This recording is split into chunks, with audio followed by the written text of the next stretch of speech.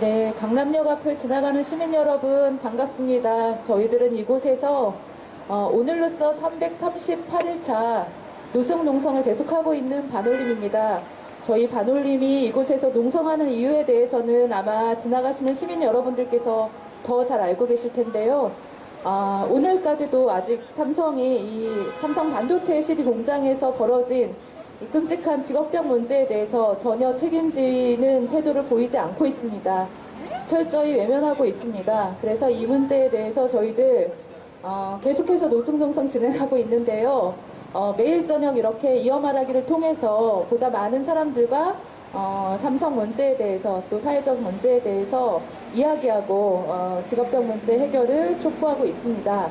오늘은 이 삼성을 최근에 취재한 기자 한 분을 모셨는데요. 뉴스타파의 김경래 기자님을 모셨습니다. 안녕하세요. 안녕하세요. 김경래입니다. 네, 이렇게 현직 기자로서 이 자리에 이어 말하기라는 자리에 나와서 얘기를 하는 경우 사실 되게 이례적인데요. 제 기억으로는 이한희 그 미디어오늘 기자님 이후로 처음인 것 같아요. 이한희 기자 여기 왔었어요. 네네네네. 네, 뉴스타파라고 하는 그 언론사에서 일하기 때문에 이렇게 조금 더 자유롭게 나올 수 있지 않을까 하는 생각도 좀 들었고 했는데, 최근에 좀 보니까 그 뉴스타파에서 그러니까 지금 김경래 기자님 포함해서 그 이 삼성 이건희 회장의 이 성매매 삼성그룹 차원의 이 개입 의혹 그 보도를 한 것을 가지고 그 민원련에서 좋은 상을 줬더라고요. 예. 그죠? 예, 온라인 좋은 언론사 네, 이런 걸 받으셨죠? 네, 축하드립니다. 네. 감사합니다. 이게 사실은 어떻게 보면 삼성이 굉장히 창피하고 되게 부끄러운 일이고, 굉장히 큰 파문을 일으킬 만한 그러한 대대적인, 그러한 저는 충격적인 사건이었다고 생각하는데, 이 한국 언론 현실이 녹록하지 않다 보니까 정말 조용하게 묻히는 그러한 느낌이 있었어요. 그런 생각 해보셨죠? 네. 조금 이게 좀 여러 가지 복잡한 생각이 있는 기사인데요. 이게 사실은 이건희 회장의 뭐랄까 사적인 영역이잖아요. 사생활이 일단은 메인 테마였고, 그러다 보니까 사람들의 인식이 사생활이 왜 건드리지? 더군다나 한국에서 존경받는 CEO, 뭐 삼성을 만든, 삼성을 지금 이만큼 키운 이런 일종의 이제 위인으로 받아들이는 사람들이 굉장히 많잖아요. 그러다 보니까 그 사람의 흠결을 보도하는 것 자체를 되게 못 받아들이는 것 같아요. 일단 기본적으로. 그게 이제 기저에 좀 깔려 있고, 말씀하신 대로 두 번째는 그럼에도 불구하고 이 기사는 이 기사에 대한 가치 판단을 좋다 나쁘다, 좋은 기사다 그렇지 않다라고 어떤 식으로 내리든지 간에 관심을 갈 수밖에 없는 기사예요. 기본적으로. 왜냐하면은 삼성이라는 단어가 들어가고 이건희 회장이라는 단어가 들어가고 그리고 성매매가 들어가요.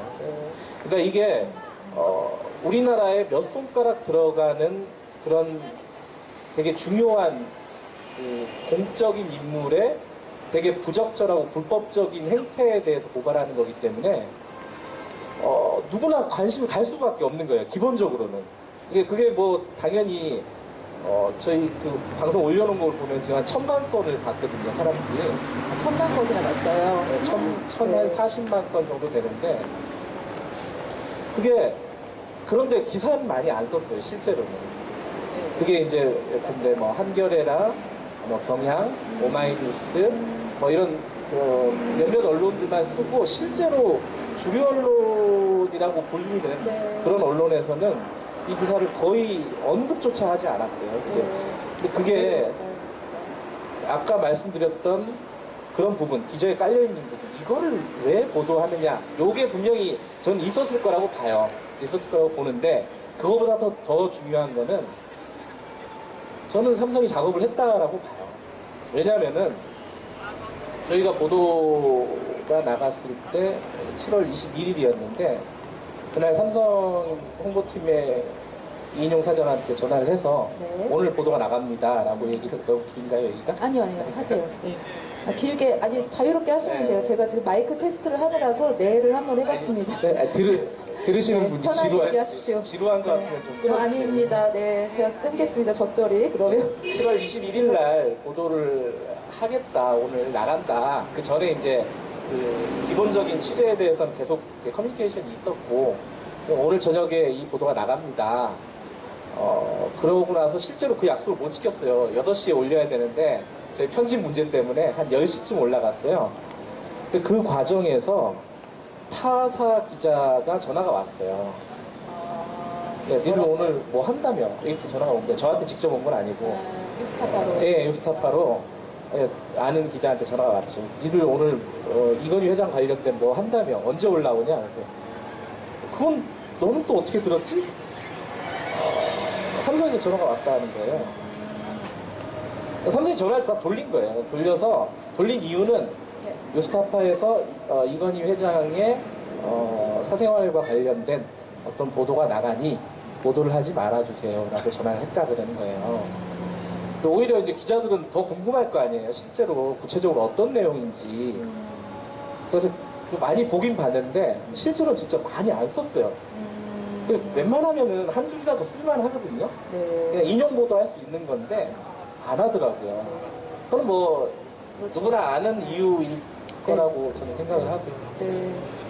아니, 그건 저희랑 똑같네요. 저희도 여기서 농성을 338일차 오늘로 하고 있는데 여기 뭐 삼성 출입 기자가 수백 명이 있어도 저희 농성하는 거 안 쓰거든요. 뭐 그 문제나 이 문제나 사실 비슷한 것 같은데. 네. 일단은 사실 처음에 어떻게 보면 자극적인 소재일 수도 있다. 그리고, 되게 수치스러운 일일 수 있기 때문에 삼성에서 그 감추고 싶은 마음도 충분히 이해한다라고 하지만, 저희도 처음에 이제 볼 때, 이 영상을 꼭 봐야 되나? 저희도 좀 봐야 되나 말아야 되나 좀 그런 고민이 들다가, 그래도 뭔가 있겠죠. 좀 보자 하고 쭉 끝까지 한번 봤어요. 봤더니, 단순히 그냥 삼성 이건희 회장의 성매매 사실을 얘기한 게 아니라 그러한 성매매를 이 그룹 차원에서 개입했다라고 하는 의혹 보도였다고 저는 기억하거든요. 맞는 거죠? 아마 그 부분이 취재가 안 됐으면은 보도를 내기가 힘들었을 거예요. 저희도. 물론 그 삼성 그룹 차원의 개입이 없어도 저는 사람에 따라서, 기자에 따라서, 언론사에 따라서 판단의 영역은 있다고 봐요. 이게 기사 가치가 있다 없다. 근데 취재를 하는 과정에서 정말 우연히 그 삼성 그룹이 개입을 했다라는 정황이 취재가 됐고, 그 상황에서는 이제 더 이상 보도를 안 할 수가 없는 거죠. 저희들 입장에서도. 네네네. 이게 되게 구체적인 정황이 나온 거고. 네. 제가 기억하기로는 삼성 SDS 김인 사장인가요? 네, 전 사장. 예. 네, 전 사장이 이건희 회장의 성매매 장소로 보이는 논현동 빌라를 뭐 회사 돈이 아니라 어쨌든 그 김인 사장 이름으로 구입한 것, 이렇게까지 제가 그 영상에서 기억하는데요. 예. 네, 관련해서 조금 더 구체적인 팩트를 얘기를. 그러니까 네, 해주시죠. 그 동네가, 논현동 동네가 굉장히 유명한 동네더라고요, 알고 보니까. 그래서 저희들은 더 이상했어요, 사실. 왜 이렇게 유명한 동네에서 그런 떳떳하지 못한 일을 했을까? 좀 이상하긴 했는데, 그 연예인들이 많이 살아요. 유명한 연예인들이. 실제로 이건희 회장이 한 3년여 동안 묵었던 그 공간도 연예인이 소유하고 있었던 공간이고요.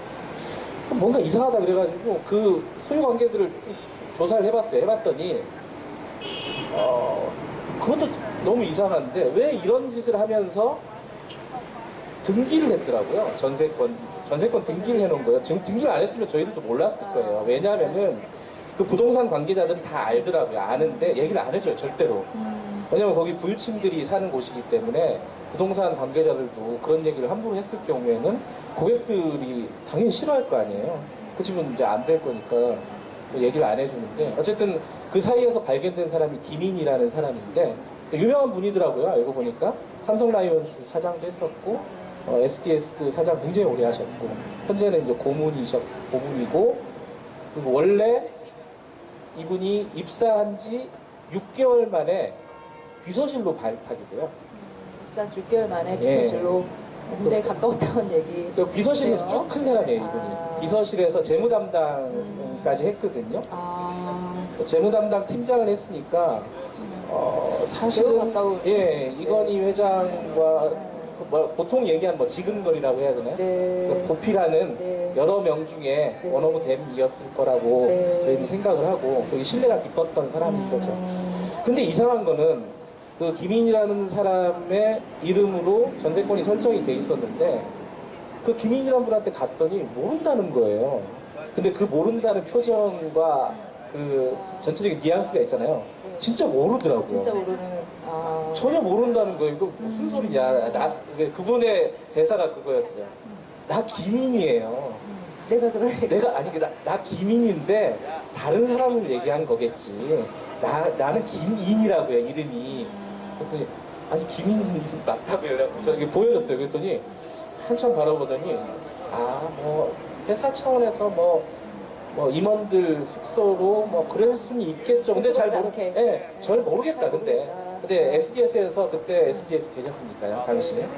SDS에서 내 이름으로 했겠죠, 근데 말이 안 되거든요, 그거는. 법인에서 어떤 공적인 전세를 구하는데 대표이사의 명의로 한다는 거는 무슨 구멍가게도 아니고 당연히 법인의 이름으로 하죠, 필요하면은.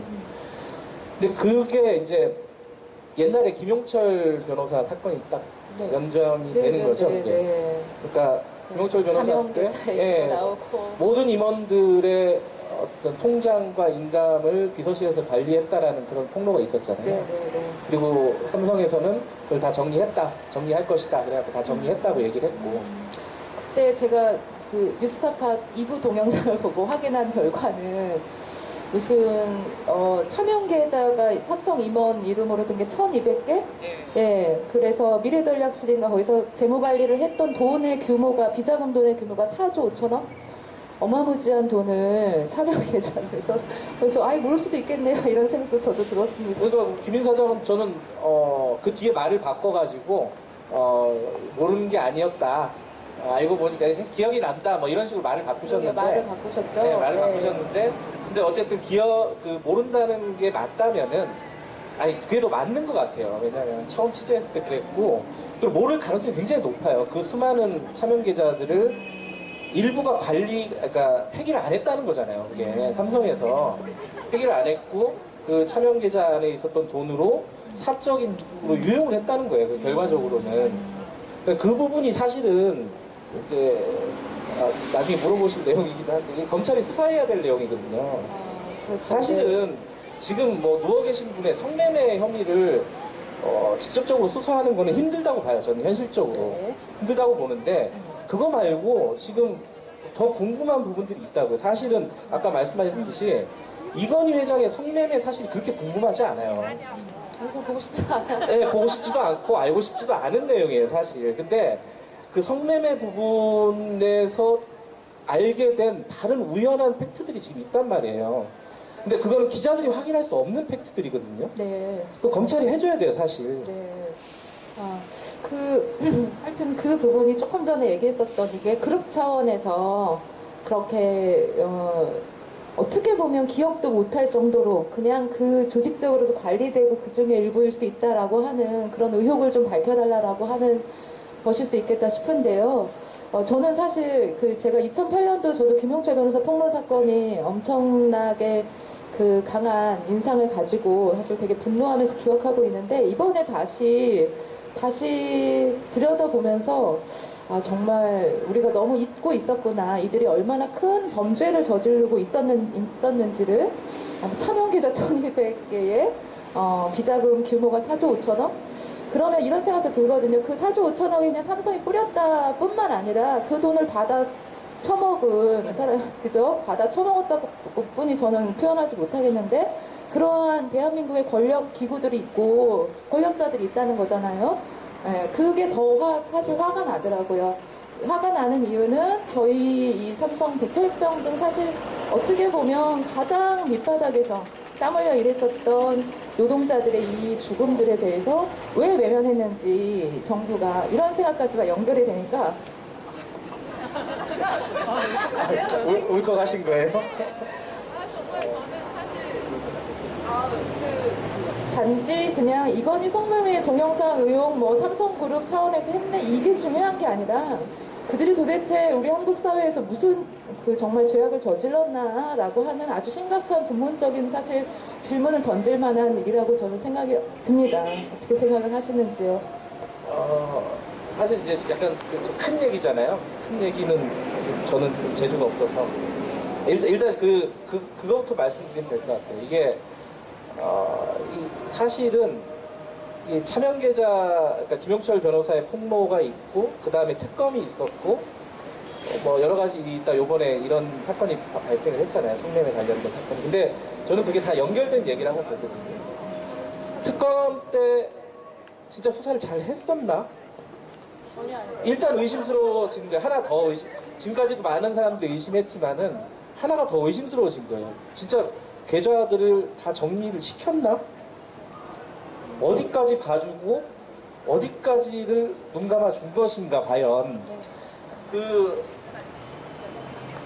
그래서 요번 거가 사실은 이게 사실 이제 검찰이나 경찰이나 이 사건을 만지는 것 자체를 저는 싫어할 거라고 봐요. 네. 누가 만지겠어요, 이거를. 만지기 시작하면은 자꾸 거슬러 가거든요, 지금 네. 얘기가. 네. 애초에 이 방송이 나가고 나서 며칠 후에 경찰에서 연락이 왔어요. 수사를 할 테니 동영상을 협조해 줄 수 있겠냐. 우리가 당연히 협조해 드리겠다. 다만 우리가 취재원으로부터 받은 물건이기 때문에 그 변호사하고 자문을 얻어가지고 그 다음에 얘기를 하자. 그 뒤에 연락이 없어요. 그러다가 교통정리가 됐어요. 수사를 경찰에서 안 하고 검찰에서 하는 걸로 교통정리가 됐거든요. 검찰이 됐는데 아무 연락이 없어요. 지금까지는 연락이 없고, 그리고 물론 저는 그 동영상이 없어도 수사는 가능할 거라고 봐요. 그렇게 어려운 수사가 수사는 아니에요. 가능하지만 네. 과연 의지가 있느냐. 이런 기자들이 문제가 여러 있을 번 수 물어본대요, 출입 기자들이. 네. 근데 뭐 계속 뭐 아무런 진척 상황에 대해서 얘기하지 않고 있고, 아마도 이걸 수사를 하기 시작하면은 저는 방송에 나간 거는 사실 오해, 그런 뭐 성매매 그게 오해고, 찍은 분량도 뭐 5번에 걸쳐가지고 2011년부터 13년까지 찍은 건데, 그 관계된 사람들 있잖아요. 일단은 여성들이 있을 거고, 성매매를 했던 여성들이 있을 거고, 그걸 관리했던 그룹 측에 누군가가 있을 거예요. 아마 직원들이 있을 거고, 그 다음에 이 몰카를 찍어서 돌렸던 이 범죄자들이 또 있을 거란 말이에요. 걔들을 찾는 거는 지금 신원 다 특정돼 있거든요. 어렵지 않아요. 특정이 되어 있는데 네. 금방 찾을 거라고 저는 보는데, 근데 그 사람들을 찾아갖고 하나씩 수사를 하다 보면 결국 얘기가, 저는 더 많은 여성들이 나올 것이고, 네.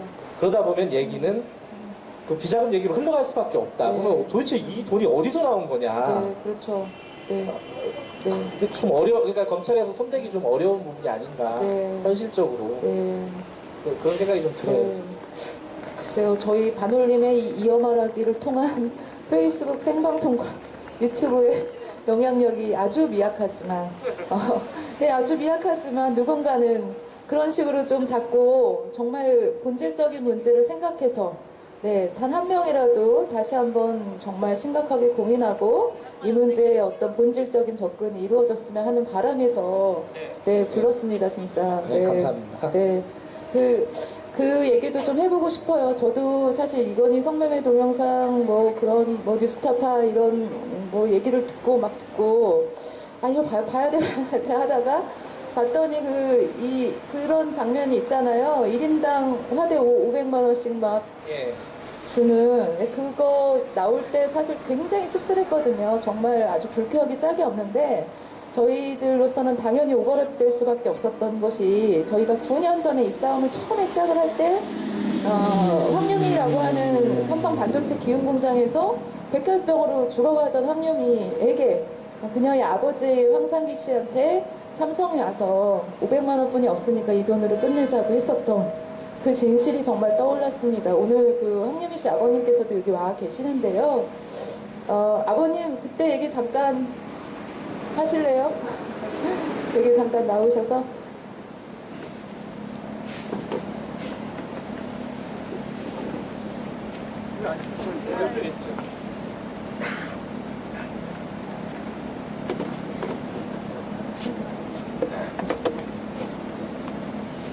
예, 그때가 제가 기억을 해보면은 2006년 11월 달쯤으로다가 기억이 되는데요. 우리 유미가 백혈병이 재발되어서 아주대 병원에서 암병실에서 거진 다 죽어가는 그런 모습이었습니다. 아주 고열로 인해가지고 열이 풀풀 나고 병원 재발하고 그래서 뭘 먹지도 못하고 아무것도 못하면서 거진 다 죽어가는 상태였었는데 삼성 반도체 인사과에 있는 직원이 11월 이 말쯤 되는데 어느 날인가 병원을 찾아왔어요. 병원을 찾아와서는 전화를 했어요. 1층 로비로다 저를 내려오라고. 그래서 내려갔더니 돈을 500만 원 가져왔어요. 100만 원짜리 술패 5장을 가져왔어요. 그 5장을 가져와갖고 돈이 요것뿐이 없으니까 요걸로다가 유미 일은 마무리 지차고 이 사람이 이렇게 얘기를 했었어요. 그래서 저는 그때 당시에 유미 치료할 돈이 없었어요.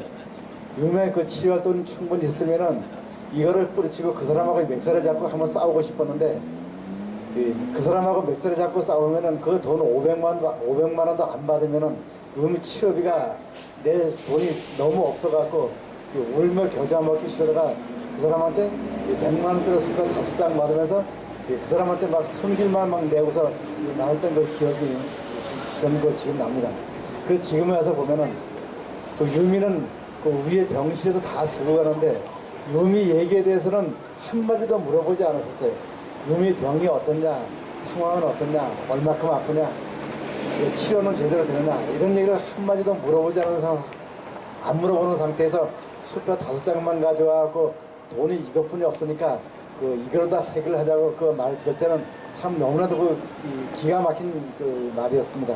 그런데 제가 그때 당시에는 너무 빈약하고 말 재주도 없었고 또 안 받으면은 그것마저 안 받으면 유미의 치료를 할 수 없는 그런 형편이 다다랐기 때문에 울며 겨자 먹기로 돈을 받긴 받았는데 지금 와서 생각을 해보면은 가만히 앉아 있어도 막 눈물이 날 그런 지경입니다.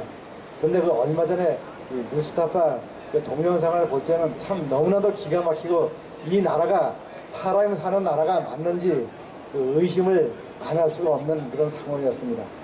자기 기분 내키는 데는 순간적으로 500만 원씩 써가면서 반도체 공장에서 일하다가 화학약품에서 다 죽어가는 노동자한테는 돈 500만 원도 아까워서 죽어가는 노동자 안부 한번 안 물어보고 그냥 500만 원다 내동댕이 칠 때는 그런 모습을 생각이 나서 떠올려 볼 때는 이 나라가 사람이 사는 나라가 맞는지 또 이 노동자 국민이 살아가는 나라가 맞는 건지 의심을 안 해볼 수가 없습니다.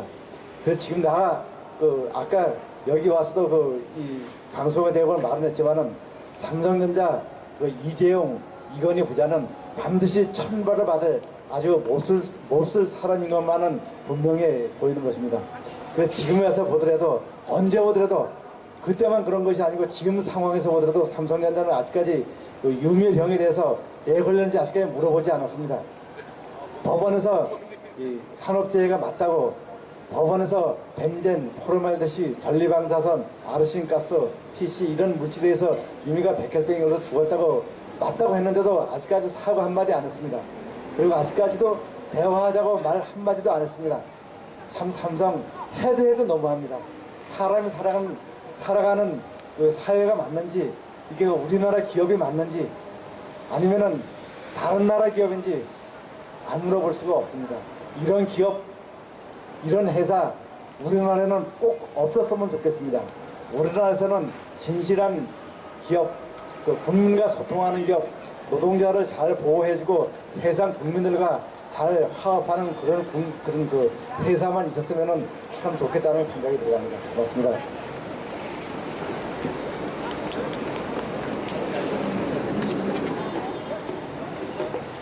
갑자기 너무 억울한 생각이 들어가지고 울컥했네요. 왜냐면 황유미 씨 한 명도 아니고 돌아가신 분이 76분이나 되시거든요. 그리고 투병했던 분들 포함해서 지금도 투병 중인 분들 223명? 근데 이제 이들의 이제 돈이라는 것이 그 사람이 먹고 살기 위해서 필요한 재화 정도만 돼야 되는데 그 완전 그 물질의 노예가 된 삼성, 우리 한국 사회 전체 완전 썩었다 이런 생각도 들고 그럴수록 누가 가장 피해를 보냐 정말 약자들, 노동자들, 서민들이 정말 다 죽어가고 이렇게 힘들어지는 게 아닌가 이런 생각 때문에 더 그런 생각이 들었습니다. 특히 이제 현직 기자분이 오시니까 약간 마음이 뭐라고 해야 되나 너무 이제 감사하기도 하고요. 정말 저희가 하도 정말 기자 욕하느라고 농성하느라고 제일 많이 하는 게 기자 욕이거든요. 기자 욕보다는 대한민국 언론의 현실을 얘기하는 거죠.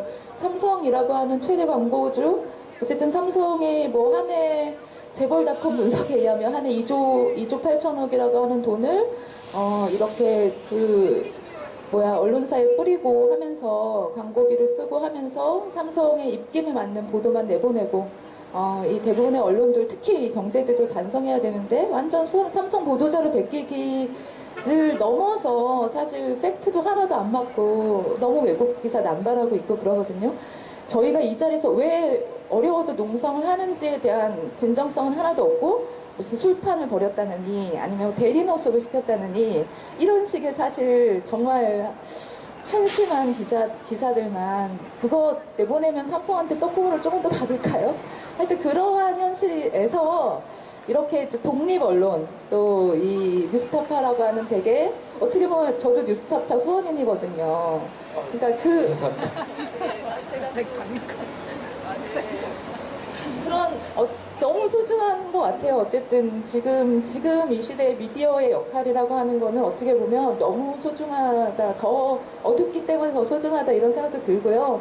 너무 방송이 경건해져서 큰일이네요. 원래 이런 의도는 아니었는데, 네, 하여튼 그런 아까 말씀하신 500만 원 관련된 그 한말 붙이면요.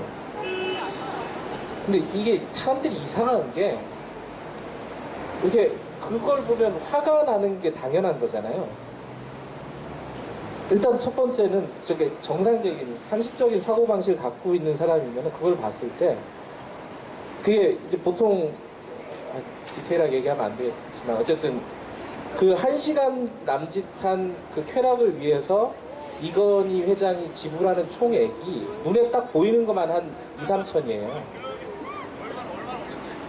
그러니까 본인의 굉장히 본인한테 중요하겠지만 어쨌든 그 쾌락을 위해서 1시간 정도에 소비하는 돈이 2, 3천인데 그걸 가지고 보통 사람들이 대한민국의 많은 사람 특히 남자들이 우리 회장님이 되게 소박하시구나.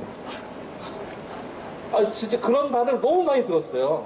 오히려 아니 뭐 말하자면 그런 거잖아요. 무슨 고급 펜트하우스에서 물론 거기도 고급이긴 하지만 이게 막 해외 같은 데 가서 뭐 여배우 이런 좀 보통 사람들이 상상하는 그런 게 아니라 저렇게 하니까 우리 회장님이 참 소박하시구나 뭐 이런 농담 반으로 그런 반응들이 꽤 많아요 실제로.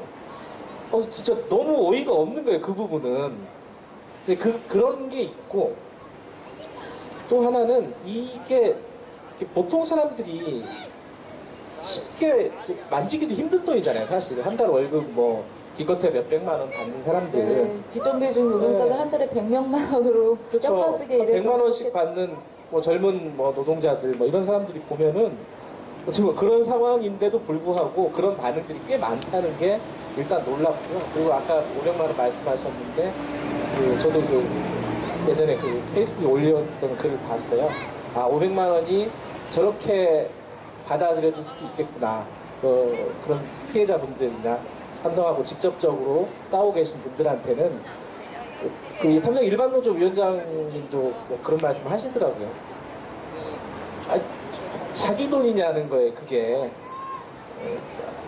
물론 자기 돈도 일부는 있겠죠. 일부는 있는데 그런 반응들이 오히려 저는 정상적이라고 생각하는데 많은 사람들이 그렇지 않다는 게 오히려 더 놀랍더라고요. 500만 원 그 액수를 보면서. 네, 아까 잠깐 정말 눈물이 났던 거는 그 삼성 노동자들이 어떻게 일을 하는지에 대한 구체적인 얘기들을 반올림을 이제 이 산재 상담하면서 많이 일을 하는데요. 처음에 입사해서 이 순종하는 그런 오리엔테이션 시간에 매미나무에 매달려서 맨맨맨 해라. 그걸 통과해야 일을 할 수 있다. 이런 일부터 시켜요. 그리고 하루에, 12시간씩 주야로 계속 공장과 기숙사를 왔다 갔다 하고, 또 정보가 많이 차단된 시골 출신 그 여상, 상고 출신 아이, 그 10대 후반의 학생들을 뽑아다가 계속 공장 기숙사 이렇게 해서 뺑뺑이를 돌리고, 그렇게 해도 임금을 결코 많이 주는 게 아니거든요. 그런데 진짜 그렇게 해서 삼성이 부를 쌓아 올렸다고 생각하는데, 삼성이 그 돈을 가지고 무슨 짓을 했나 싶고, 그 돈을 이건희 개인뿐만 아니라 삼성 그룹 차원에서 사실상 그런 일들을 벌였다는 게, 사실 그 부분이 제대로 수사는 돼야 되지만 누구라도 그게 그냥 이건희 개인이 했다고 그렇게 믿는 사람은 저는 없을 거라고 생각을 하는데요. 어쨌든 철저한 수사를 통해서 이 진실이 좀 밝혀지고, 네, 이것의 그 본질적 진실이 비자금 문제라고 하면 이번 기회라도 정말 끝까지 매달려서 제대로 파헤치고 이런 부정부패를 뽑아내고 해야지 노동자들이 살 수 있는 게 아닌가, 저는 그렇게 생각을 합니다. 삼성, 그러니까 저는 좀 그렇게 생각하거든요. 이게 사실은 직접 삼성과 싸우고 계신 분들이나 피해자분들이나 뭐 이런 분들은 삼성 이렇게 뭐 건물만 봐도 화가 날 거잖아요. 당연히 뭐 뉴스에서 이건희 회장이나 뭐그 삼성과 관련된 책임자들의 얼굴이 나오면 분노가 치밀고 아마도 그렇게 생각이 되는데, 근데 보통 사람들은 그렇지는 않을 것 같아요. 아마. 왜냐면은 그러니까 삼성이라는 이 기업이 갖고 있는 한국에서의 그 있잖아요. 위상이 있는 거고, 그 삼성 때문에 또 같이 밥 벌어 먹고 있는 사람들이 꽤 뭐 적어도 아마 이제 삼성에서는 100만 가족이라고 얘기도 하다고 그러더라고요. 100만 명 가족까지 다 합하면. 삼성이 나쁜 건 전 아니다. 물론 다 그렇게 생각하실 것 같은데, 삼성이 나쁜 게 아니라 삼성 안에 있는 상당 일부 사람들이 나쁜 거겠죠. 그리고 그 사람들이 말씀하신 대로 부를 축적하고 이런 과정이 제대로 검증된 적이 한 번도 없다는 게, 그 비자금 문제도 마찬가지고 승계 문제도 마찬가지고 여러 가지 비호를 받으면서 정치권의 비호, 언론의 비호, 뭐 사법적인 비호 이런 것들을 쭉 받아오면서 제대로 검증되고 제대로 책임을 물어본 적이 단 한 번도 없다는 게, 그게 문제라고 보고, 그런 것들이 조금씩 해결이 돼야 된다, 빨리빨리. 네. 뭐 그렇다 보면은 이런 여러 가지 심각한 뭐 산재 문제라든가 이런 문제들도 같이 해결이 되지 않을까. 삼성, 이게 제 개인적인 얘기까지 할 필요는 없는데 좀 답답해요. 삼성이 하는 거 보면은. 왜 저 정도 회사가 사람들에게 존경을 받지 못할까? 아니, 존경받을 수 있는 회사가 있으면 우리도 얼마나 자랑스럽겠어요. 아니, 존경받을 자격이 있는 규모고 그 정도 성장을 했잖아요. 그러면은 존경받을 수 있는 행동을 해야 되잖아요. 책임을 져야 되고. 왜 못할까, 그거를. 물론 저는 이제 그런 기업을 운영해 본 적도 없고 나이브한 그냥 일개 그냥 기자에 불과하지만 너무너무 답답한 거예요. 왜 여기 이 화려한 이 삼성 본관에 앞에 이런 농성장을 놔둘까? 해결을 안 하고, 해결을 하면 훨씬 멋있을 텐데. 물론 해결을 한다고 뭐 돌아가신 분이 살아오거나 그러지는 않겠지만, 그래도 벌어진 일이면은 지어야 될 책임을 지고 그런 자세를 보여줘야지 사람들이 뭔가 잘못된 일이 벌어졌지만 그래도 삼성이라는 회사는 그래도 저 정도는 하는구나 이런 걸 좀 알게 되고 신뢰를 하고 존경을 하고 이렇게 될 텐데 왜 그러지 못할까 좀 답답해요 그냥. 네, 답답한 것 굉장히 많은데요. 저희는 정말 많이 답답한데 예를 들어 이런 것 있습니다. 그러니까 삼성이 이 노동자들을 이렇게 사망케 만들었던 그 화학물질들 정보, 작업 환경에 대한 그 정보들을 죄다 영업 비밀로 가리고 있어요. 네. 그 뉴스타파에서도 그 이유정 기자님이신가요? 그 보도를 했었는데 한국에서는 삼성이 이 화학물질 정보뿐만 아니라 보호구 이런 것들 착용 여부, 산재 발생 현황 이런 것도 다 영업 비밀로 취급해서 공개를 안 하거든요. 네. 그런데 미국에 있는 삼성전자 그 텍사스 오스틴 공장에서는 또 공개를 다 해요. 그 이유정 기자가 밝힌 내용이 그쪽에 삼성반도체 공장에서 쓰는 화학물질 정보를 보내달라 했더니 메일로 보내왔다는 거예요. 그 나라 주법, 이런 소방법, 그런 거에 근거해서 심지어는 이게 화학물질 이름과 성분뿐만 아니라 어디에 얼만큼 보관되어 있는지, 보관 장소까지 다 공개한다는 거예요. 우리나라 노동부는 삼성 반도체에서 쓰는 화학물질 정보가 다 영업비밀이고 그게 맞다고 그렇게 두둔하고 있어요. 예. 거기다가 산재 발생 현황도 영업비밀이다. 작업 보호구, 착용 여부도 영업비밀이다. 이거 말이 안 되는 현실이죠. 정말 그런 것도 사실 저희가 이게 왜 영업비밀입니까? 이런 것이 절대 영업비밀이 될 수 없다. 노동자의 건강과 생명, 사람의 생명, 건강이 훨씬 더 중요한 가치 아니냐. 이 싸움을 지금 9년째 하고 있다고 생각이 드는데 아직까지 고쳐지지 않고 있어요.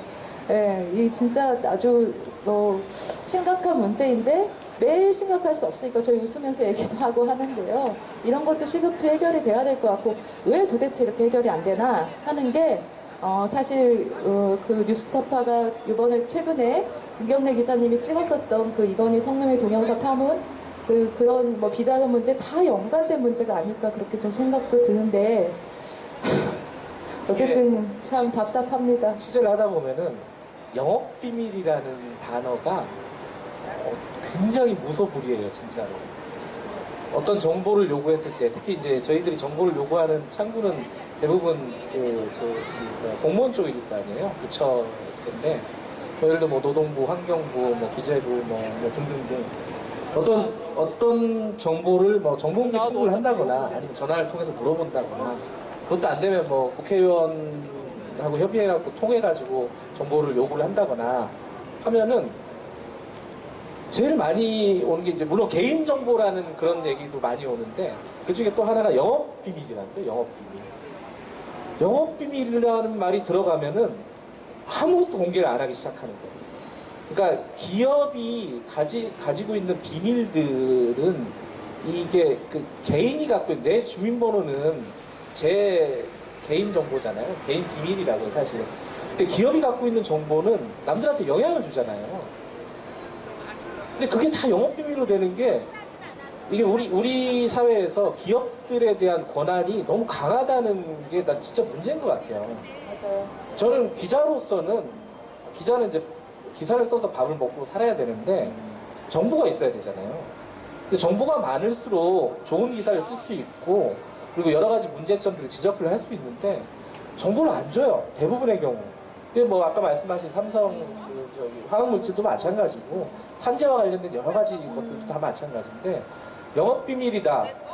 기업이 어떤 이윤 추구를 하는데 당연히 가져야 될 권리라고 생각을 하는 거예요. 그러니까 돈 벌 권리잖아요. 한마디로 말하면은. 기업이 돈 벌 권리는 중요한데 사실 그것 때문에 여러 가지 발생되는 문제들, 사회적인 문제들, 산재라든가 여러 가지 공해라든가 여러 가지 문제들에 대해서는 사람들의 권리를 그다지 인정하지 않는다는 거죠. 법적으로 이미 그렇게 다 돼 있어가지고 좀 여러 가지 그런 화학물질이나 산재나 이런 것들은 법적인 정비가 좀 많이 필요한 것 같아요. 제 전문 영역은 아닌데. 우리나라가 어떻게 보면 80년대 이 군부 독재와 엄청 싸워서 민주화를 이루어냈고 그러한 어떤 그 민중들의 저력 이런 게 있는 나라라고 생각했는데 어느 순간부터 되게 무기력해진 것 같아요. 바로 이게 이제 기업이 엄청나게 권력 비대화되고 엄청 많이 그 부패되고 잘못된 권력들을 가지고 있는 것에 대해서 전혀 규제가 되지 않는 그래서 너무 많은 노동자들과 서민들이 사실 힘들어지는 이번에 뭐 어제 이어말하게 하셨던 녹색당 분 얘기를 들어보면 전기세 가장 많이 이 전기를 쓰는 데가 20대 기업의 98% 이상이 20대 기업이래요. 그 중에 1위가 삼성전자예요. 그런데 맨날 이 서민들이 전기 많이 쓴다고 원전 져야 된다고 이런 식으로 엉터리 이제 정보만 듣고 살고 있다는 생각도 들고 여러 가지 이 문제들이 잘 어떻게 하면 일단 언론부터 밝아야 제대로 된 정보도 듣고 이럴 텐데 하는 그런 생각이 듭니다. 저희 시간이 좀 많이 돼서 제 삼성 직업병 문제 관련해서 얘기를 좀 해보면 아까도 이거 이어 말하기 하기 전에 얘기 드렸지만 저희 반올림이 이전까지 그 제보를 받았는데요. 삼성 반도체 공장에서 또 삼성 LCD 공장에서 백혈병이나 뇌종양이나 이러한 암이나 비슷한 질환에 걸려서 투병 중인 분들에 대한 제보 숫자가 223명, 지금 좀 더 들어왔는데요. 223명 이상, 그 중에 76분이 돌아가셨습니다. 다들 꽃다운 20, 30대 나이에 사실 걸리지 말아야 될 희귀병으로 돌아가신 분들입니다. 그래서 저희들이 여기 뒤에 고무신에 76켤레의 고무신에 이 꽃들을 심고 매일같이 물을 주고 또 추모의 솥대를 세워놓고 이들을 기리면서 그리고 한 분의 시민이라도 이 문제를 더 많이 알게 해서 이 삼성의 이 직업병 문제 하루라도 빨리 해결될 수 있도록 촉구하고 있는 그러한 농성장이거든요. 또 이 문제에 대해서 또 뉴스타파에서도 많이 관심을 또 가져줬으면 좋겠고 그리고 저희 마지막 질문은 다 똑같아요. 이 삼성 직업병 문제 올바로 해결될 수 있도록 삼성의 쓴소리 혹은 반올림 이 농성의 응원의 한마디 부탁한다는 겁니다. 그 쓴소리는 많이 할 것 같고요. 저기 말씀하시니까 좀 뭐랄까 죄송한 마음이 크네요. 저희들도 뉴스타파가 되게 작아요. 기자들도 몇 명 안 되고 물론 그게 몇 명이 될 수는 없지만은 그러니까 여러 가지 문제들을 많이 놓치고 있다는 생각이 많이 들어요. 실제로 현장에 나오고 보면은 반올림 문제도 마찬가지고요. 언제나 그런 것 같아요. 저기 어디 가보면은 이거 왜 우리가 지금까지 예전에 한번 했다고 뭐 보통 그러잖아요. 알리바이를 많이 만들잖아요. 근데 우리 했으니까 한번 보도했으니까 이제 됐지 뭐 여기 넘어가거든요. 특별한 일이 벌어지지 않는 이상. 물론 이제 우리나라는 뉴스타파만 있는 게 아니고 뉴스타파 아니오만 한 거고 좋은 언론사들이 많이 있다고 저는 생각을 해요. 여러 언론사들이 있고 저희보다 훨씬 훌륭한 언론사들도 있고 저희보다 한 100만 배쯤 나쁜 언론사도 있죠. 어쨌든 좀 죄송한 생각이 들어요. 그러니까 여러 가지 문제들을 저희들이 끈질기게 좀 집요하게 많이 취재하고 보도하고 사람들한테 기억도 환기시키고 문제를 좀 해결할 수 있는 방향으로 기사도 쓰고 그랬으면 좋겠는데 그러지 못했다라는 생각이 좀 들고요. 뭐 응원보다는 저희들이 조금 더 그런 부분 열심히 하겠다라는 말씀을 드리는 게 더 나을 것 같습니다. 갑자기 저희 초기 이어 말하기 할 때 여기 명사회자분이 매일 그런 얘기를 했는데 미안해야 할 분은 뉴스타파가 아닙니다. 네, 다 알고 있을 겁니다. 정말 미안해야 할 사람은 왜곡보도 일삼고 이렇게 책임지지 않는 삼성이라고 생각합니다. 삼성 직업병 문제의 해결을 위해서 저희들 내일도 농성을 할 거고 이 문제 제대로 해결될 때까지 끝까지 힘차게 싸울 건데요. 이렇게 오늘 또 진실보도, 또 공정보도, 또 아주 중요한 보도를 통해서 조금이나마 이 문제에 저희 문제와 연관되어 있는 문제라고 생각하는데요. 저희한테 큰 힘을 주신 우리 뉴스타파 김경래 기자님께 큰 박수 한번 보내드리고 마칠까 합니다. 감사합니다. 감사합니다. 힘내시기 바랍니다.